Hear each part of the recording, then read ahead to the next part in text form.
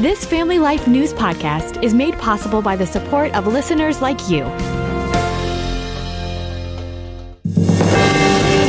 It's the Noon Report from Family Life, bringing a Christian worldview to what's happening in New York, Pennsylvania, across the country, and around the world.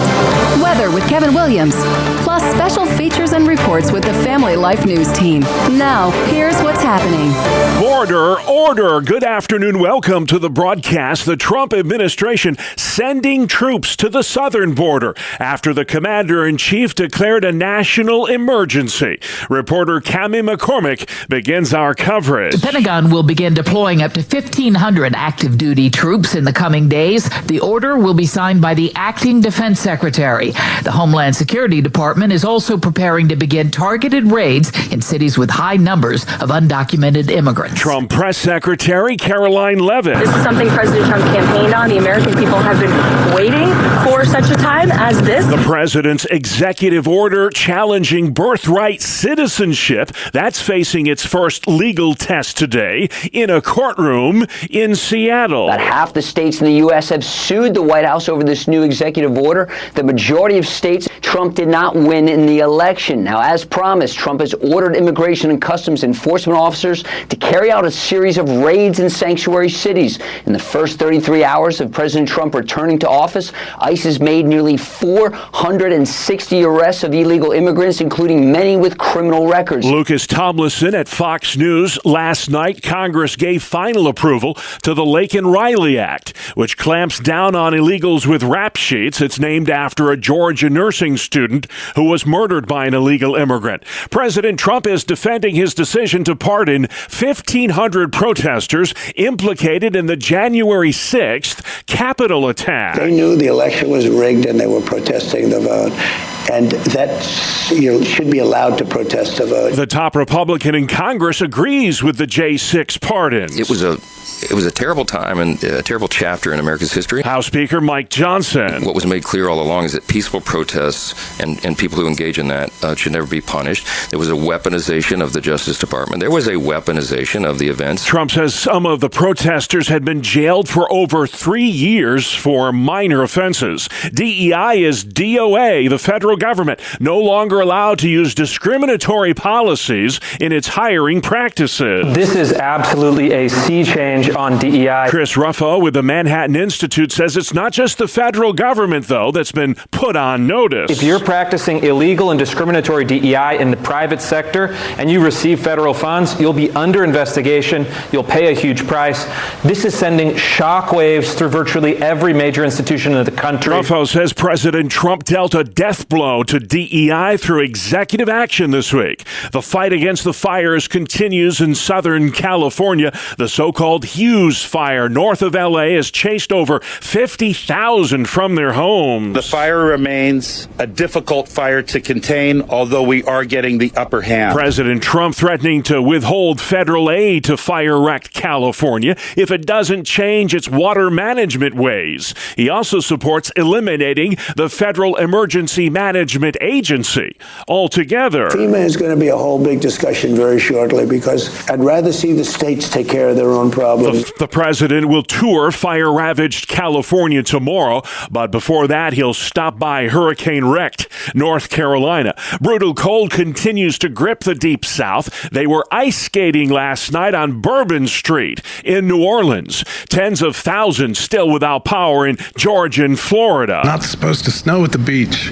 Yeah, that's for sure. That man in Myrtle Beach, South Carolina, which saw a record 5 inches of snow. 7 cops were shot in San Antonio overnight as they were answering an emergency distress call. Reporter Emily Aketa says the law enforcement officers may have been lured to an apartment where a standoff ensued. When SWAT teams arrived, the suspect, described to be in his 40s, barricaded himself inside the apartment for several hours. Some residents of the apartment complex were evacuated. Police say the suspect had 3 recent arrests, 2 for assault and 1 for DWI.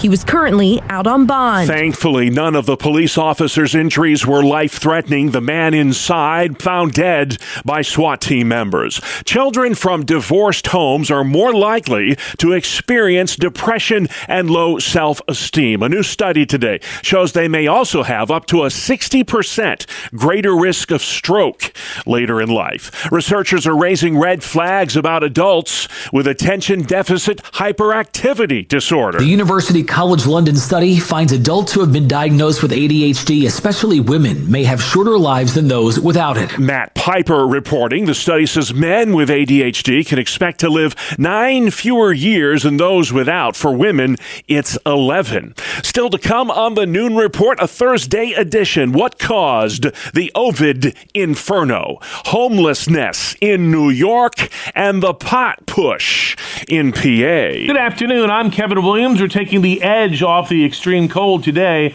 although a touch of lake snow will arrive as we start the weekend. Forecast hotels are up in 10. All right, Kevin, we'll look for you then. In the meantime, let's check the stories making news where you live, all across New York and Pennsylvania. A charging device plugged into an electrical outlet in a second-story apartment.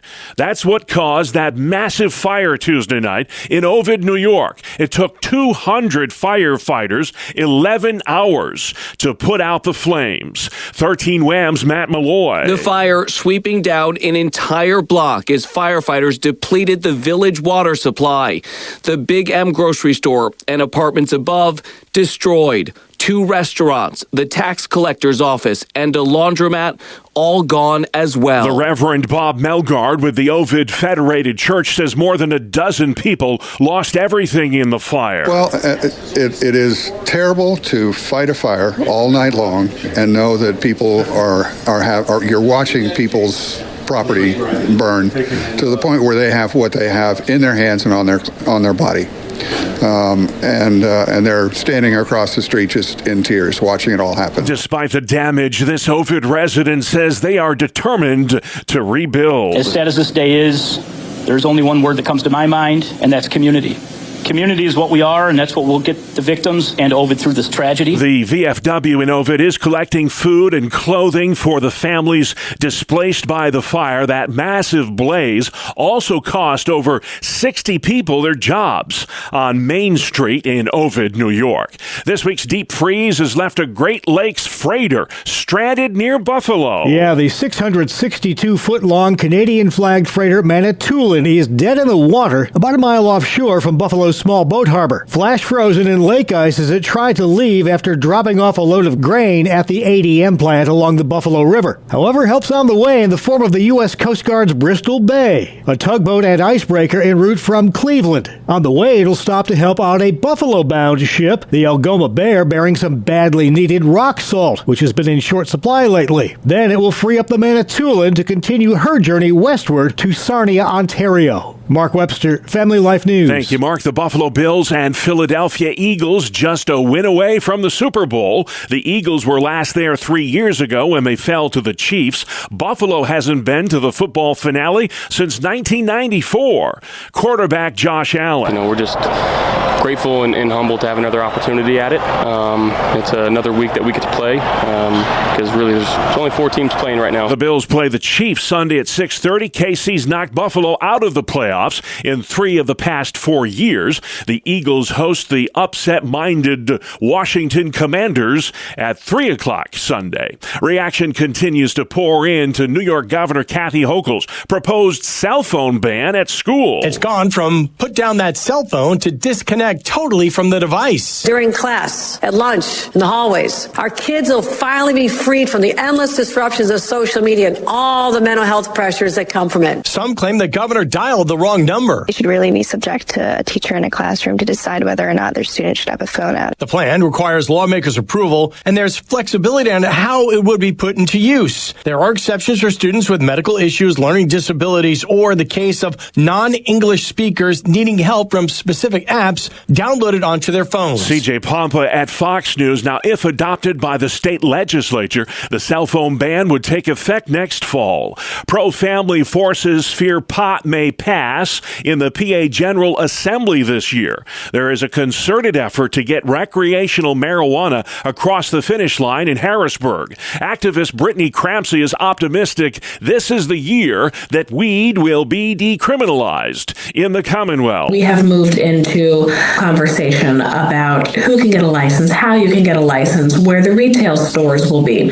And that, I think, is progress to build upon. Michael Geer with the Pennsylvania Family Institute says recreational marijuana is something that we strongly oppose at Pennsylvania Family Institute. It's corrosive to family, society, safety, etc. So we'll be fighting that. Geer says the profits from pot do not make up for the negative impacts associated with decriminalizing the drug. New York's homeless population has doubled since just 2022.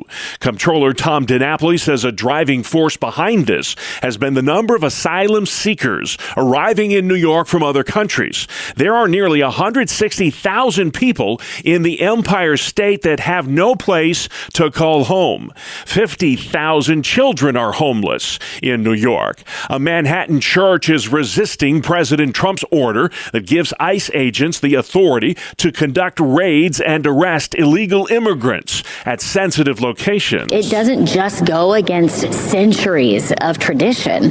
It goes against our federal laws that protect our religious mission. The Reverend Leah Matthews has posted a sign outside her church in Manhattan. It says ICE and Homeland Security officers cannot enter without a signed warrant from a judge. Houghton University in Western New York has launched an online master's degree program for teachers in New York. 35% of all teachers will be eligible for retirement within the next 5 years. The state says it'll need 180,000 new teachers within the next decade.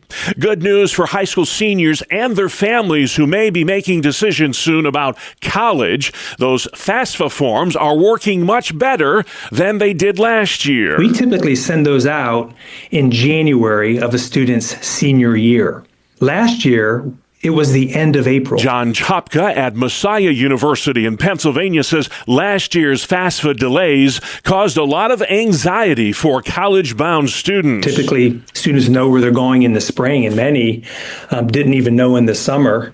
And we think it caused some just to put off college for a year or indefinitely. FAFSA stands for Free Application for Student Aid. It lets families know how much aid they can expect from the federal government for college. New York State Senator George Borrello believes the public is turning away from green energy policies and wants instead real solutions that do not harm the environment or the economy. People of New York State are finally waking up to the fact that even if you're concerned about climate change, that all of this virtue signaling nonsense isn't going to do a single thing, but it is going to have a radically negative effect on everyday New Yorkers, on their ability to heat their homes, to put gasoline in their cars. NYSERDA, the state's energy authority, has plans to make New York's electric grid carbon neutral and emission free by the year 2040.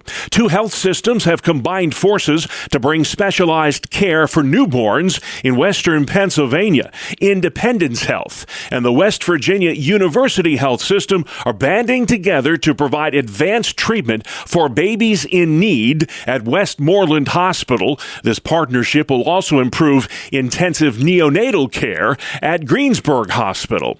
A Western New York woman has started a ministry to make Valentine's Day easier on widowers. With a widow, a lot of times it ends after the funeral, and everyone goes back to their everyday life. Catherine Zabad is founder of Hearts in Bloom Buffalo. She delivers flowers free of charge on Valentine's Day to local residents who've recently lost a spouse. It's really just to help someone who's feeling a loss to feel good for a day. Zabad delivered over 40 floral arrangements to widowers last year, and her goal is to do 100 this Valentine's Day. Way to go, Catherine Zabad with Hearts in Bloom in Buffalo. Sports next. We call it the 2-minute drill on Family Life.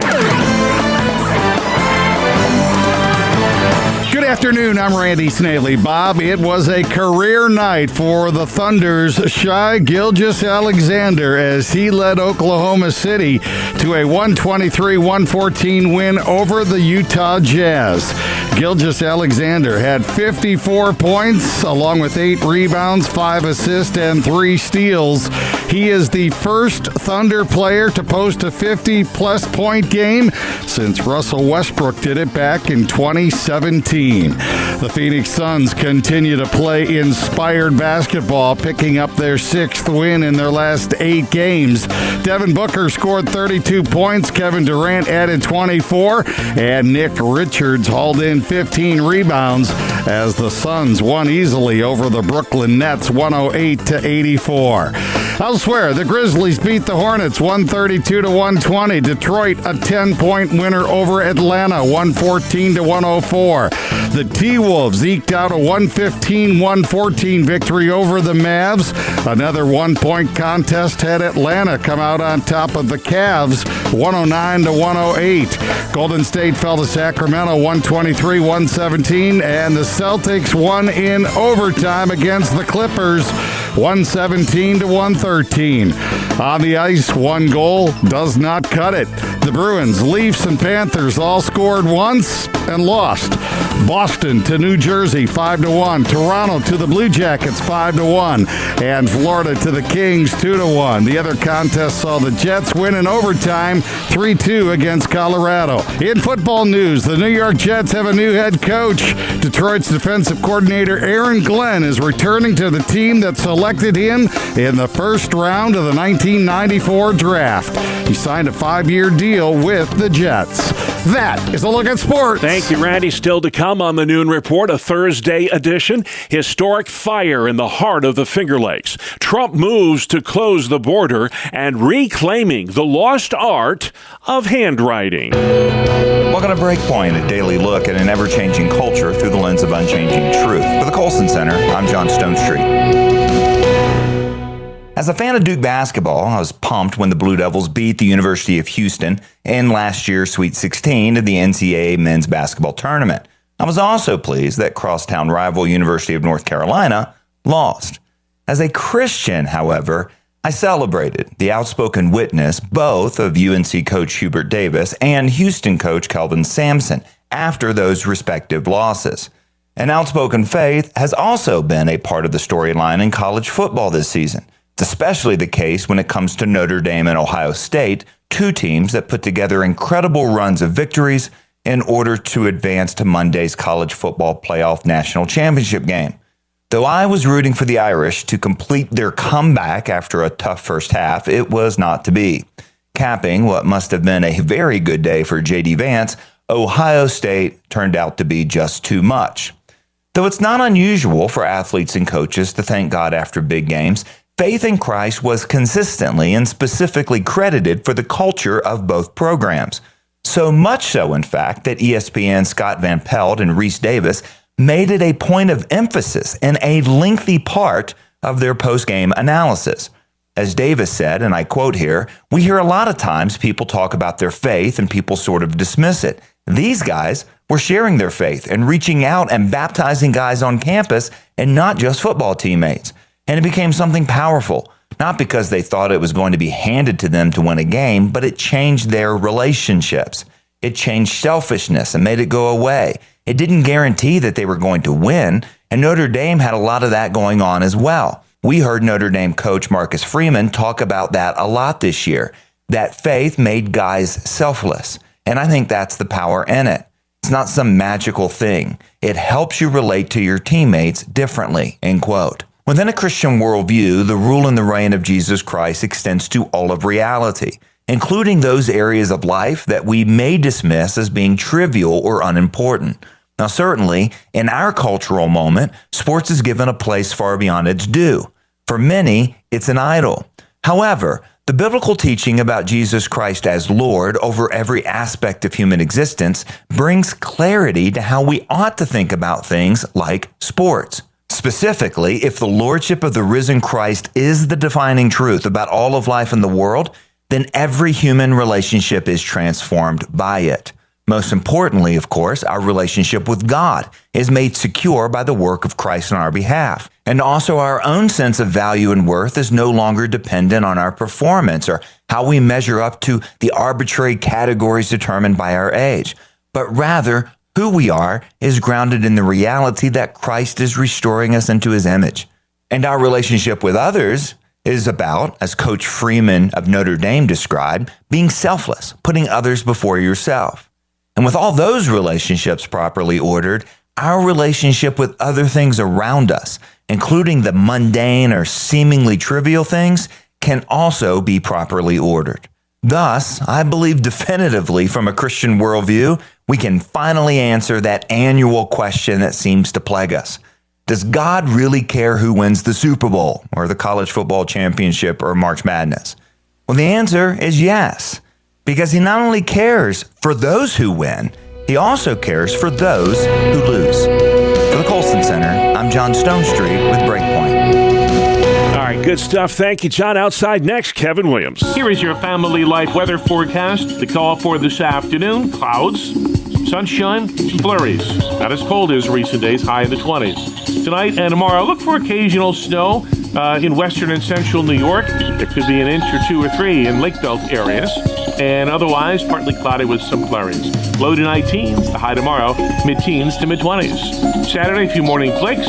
Clouds break with some sun. High temperature Saturday in the 20s. Thank you, Kevin. You're listening to the Noon Report for Thursday, January 23rd. And here's what's happening. President Trump plans to visit tomorrow fire-ravaged California. He's threatening to withhold disaster aid if California does not change its water management ways. Nearly 30 deaths now blamed on those historic wildfires. A new one north of L.A., the Hughes Fire, has chased 50,000 from their homes. Now to that massive fire in Seneca County, New York. The sheriff says a charging device in an electrical outlet is what sparked the fire Tuesday night in the village of Ovid. That blaze destroyed a Big M grocery store, 2 restaurants, apartments, a laundromat, and the local tax collector's office.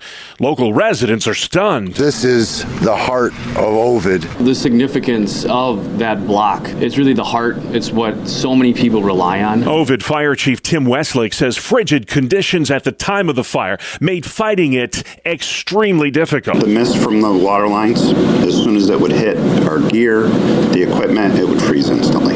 We had several trucks that were freezing up, tankers that could not open their valves to refill. It took 200 firefighters 11 hours to put out that historic blaze Tuesday night in Ovid, New York. ICE agents have arrested over 450 unlawful migrants since President Trump took office Monday. Trump administration spokesman Stephen Miller. Not only is it going to be ICE engaging these raids, but also they're going to have support from their law enforcement partners in FBI, ATF, DEA, and U.S. Marshals. The Pentagon, meantime, sending 1,500 troops to the southern border where the president's declared a national emergency. Correspondent Nancy Cordes. Trump officials are considering deploying 10,000 soldiers to the border and using U.S. bases to hold migrants awaiting deportation. U.S. border agents were also directed this week to immediately fingerprint and deport migrants crossing into the country illegally. Last night, Congress gave final approval to the Laken-Riley Act, named after a Georgia nursing student who was murdered by an illegal immigrant. That law requires detainment of illegals with criminal records. A Seattle court hears the first legal challenge today to the president's executive action on birthright citizenship. Here's legal analyst Thane Rosenbaum. President Trump's lawyers say that the 14th Amendment is a post-Civil War amendment. Its purpose was to ensure the rights of citizenship to former slaves and their offspring. Birthright citizenship basically says the children of illegal immigrants are citizens of the United States. President Trump revoked that right through executive action this week. The commander-in-chief says it was wrong for his predecessor to dish out pardons like he was handing out candy in the final days of the Biden White House. And you know, the funny thing, maybe the sad thing, is he didn't give himself a pardon. And if you look at it, it all had to do with him. Political strategist Tiffany Brannan. What kind of president in the last 15 minutes in office goes through his own personal family and just hands out pardons like they're candy? It's so unpresidential. During an interview with Fox News last night, Trump also defended his decision to pardon 1,500 January 6th protesters. He argues many of them were jailed for minor offenses for over 3 years. A rare copy of the Declaration of Independence is expected to fetch $4 million or more at auction tomorrow. It was printed in July of 1776 to help spread the word about the 13 colonies and their desire to break free of Britain. It's one of only 10 copies still in existence. You're listening to the Noon Report for Thursday on Family Life.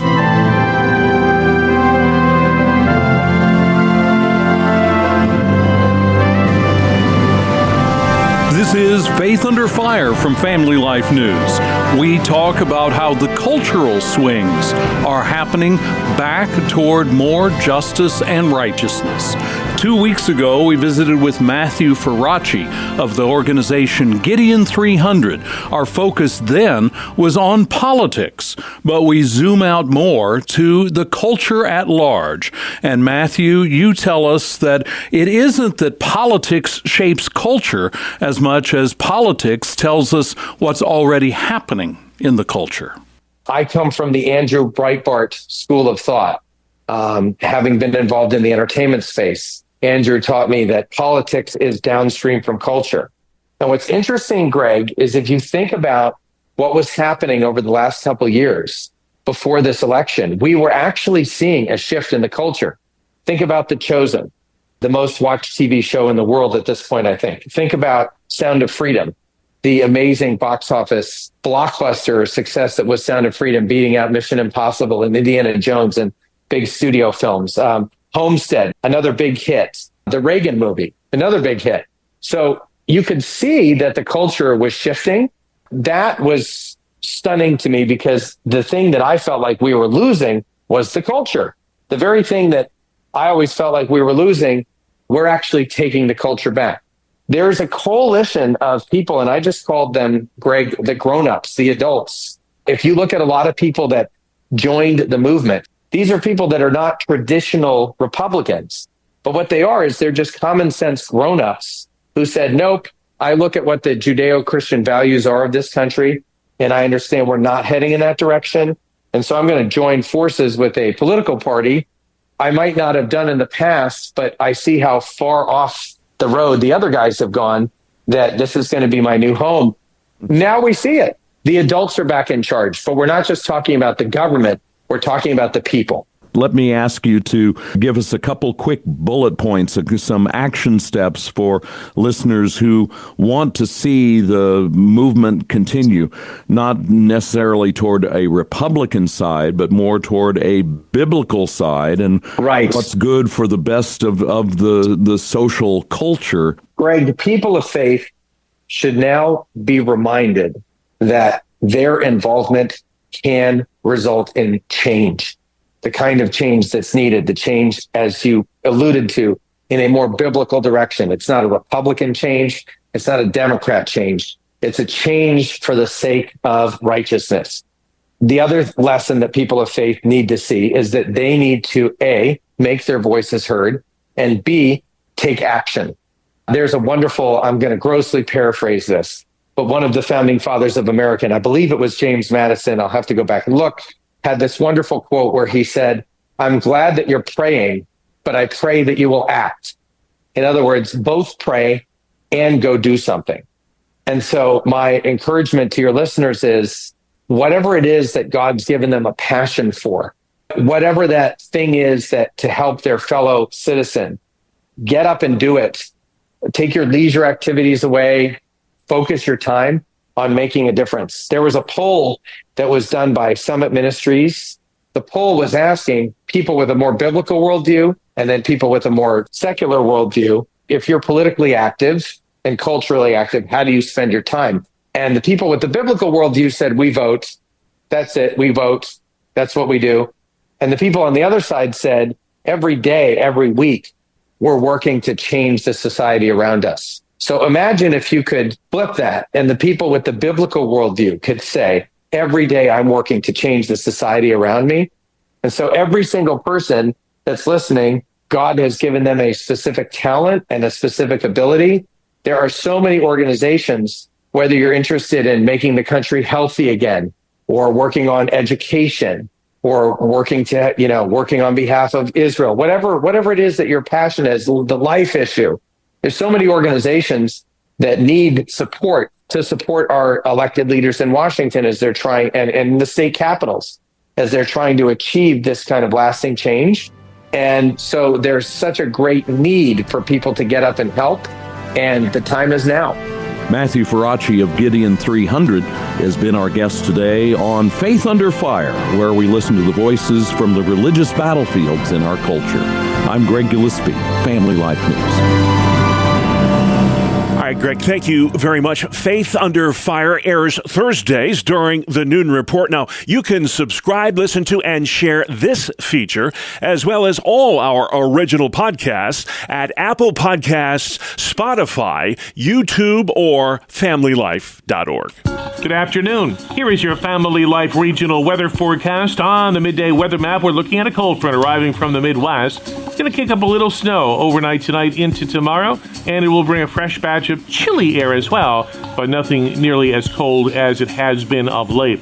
The call for this afternoon, clouds, some sunshine, some flurries. Not as cold as recent days, high in the 20s. Tonight and tomorrow, look for occasional snow in western and central New York. There could be an inch or 2 or 3 in Lake Belt areas, and otherwise partly cloudy with some flurries. Low to high teens, the high tomorrow, mid-teens to mid-20s. Saturday, a few morning flakes, clouds break with some sun, high temperature Saturday in the 20s. Great work as always at the Weather Center. Thank you, Kevin. Finally at noon, pen and paper out. It's National Handwriting Day. And Bree Tennis tells us your penmanship can say a lot about you. Handwriting is a skill. It's part genetic, so there's your out, and it's also part practice. Psychology of Handwriting says if you write rounded letters, it means you're open. Pointed letters, aggressive. And watch the loops on your Y's and your O's. If you don't close them, it can mean you don't finish things. But graphologists say you should really watch for unusual spacing between words and getting that dot over your I, because missing the mark on those could mean you're a serial killer. I'm Bree Tennis. Oof, let's hope that's not the case. Thank you, Bree. Well, now that we've dotted all of our I's and crossed all of our T's, it is time to say so long. That is our world, the world we live in. Thursday, January 23rd. I'm Bob Price. Family Life News. You've been listening to the Noon Report, heard weekdays on Family Life. Thank you for listening.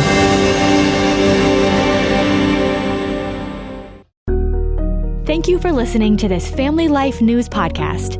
If you've been encouraged by what you've heard, please share it with others and click the subscribe button to automatically receive future episodes. Family Life is a listener-supported ministry. Podcasts like this are made possible by your financial partnership. Find out more at familylife.org.